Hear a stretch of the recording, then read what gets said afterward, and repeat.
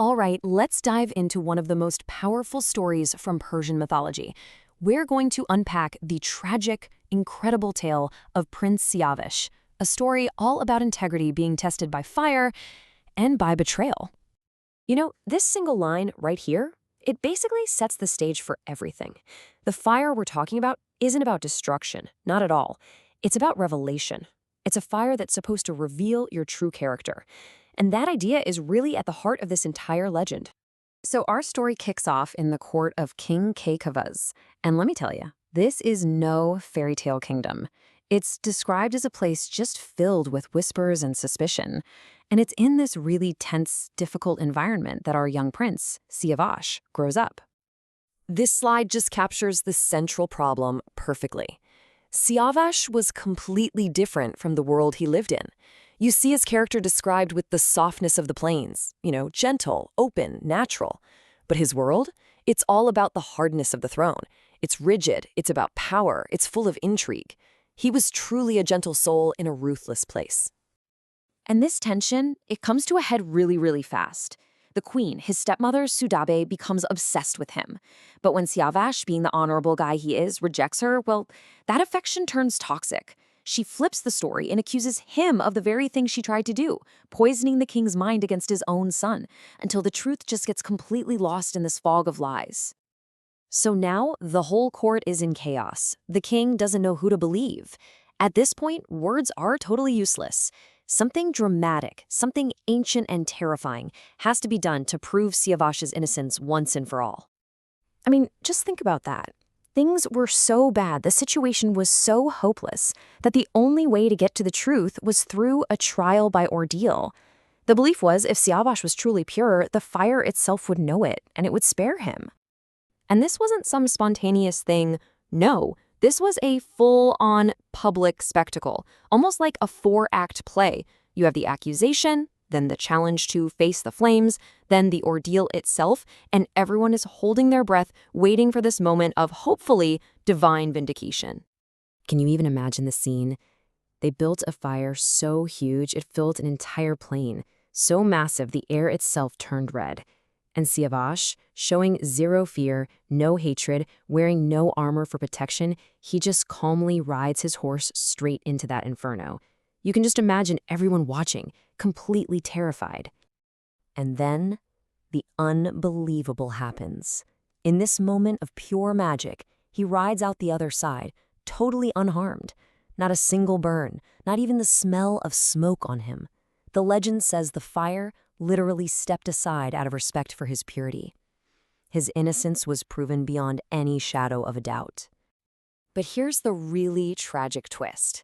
You'd think, great, problem solved, right? Wrong.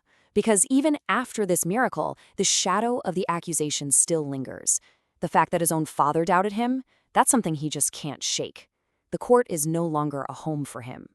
So he makes this incredibly tough choice to leave. And he isn't just running away, he's on a search.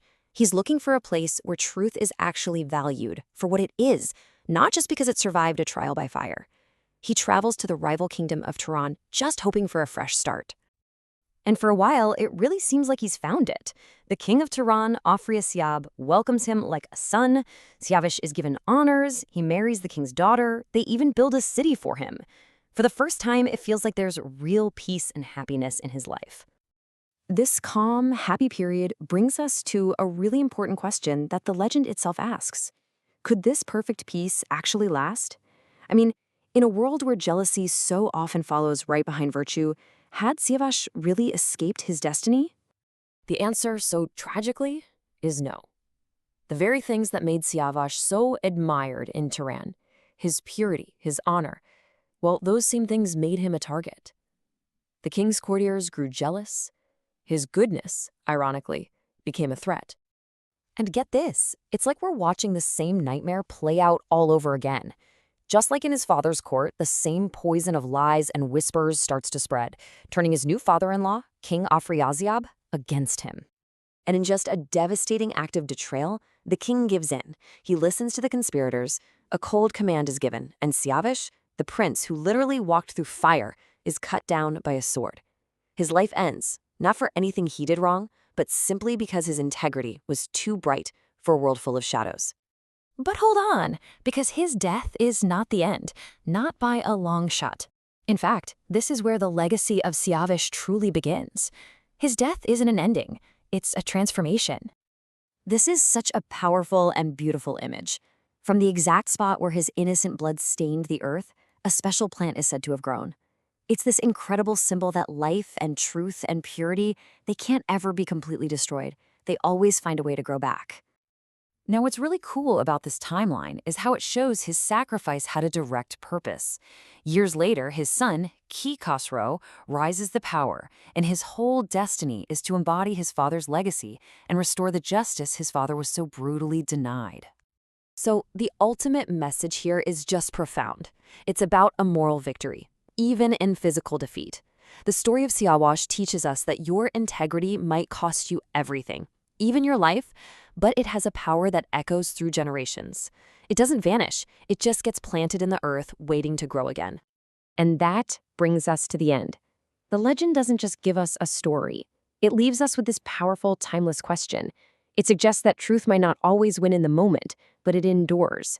It takes on new forms, maybe as a plant or a memory, or in the next generation that rises up to fight for it.